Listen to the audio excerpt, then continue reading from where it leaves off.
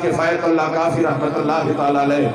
آپ نے انگریزوں کے اس ظلم و بربریت کو برداشت کیا کہ آپ کے جسم مبارک پر استریاں پہنی گئی اور پھر آپ کے زخموں پر مرچ اور نمک ڈالا گیا، اور صبح کو انگریزوں نے تماشا لگایا تھا، لوگوں کو بلایا تھا کہ آ جاؤ دیکھو کہ کس طرح ایک مسلمان ہم سے زندگی کی خیرات مانگے گا، مگر ان کو کیا پتا کہ جب معمر ہو کر کافی عمر پہ اس کی وہ 80 سالہ بزرگ جب باہر نکل رہے تھے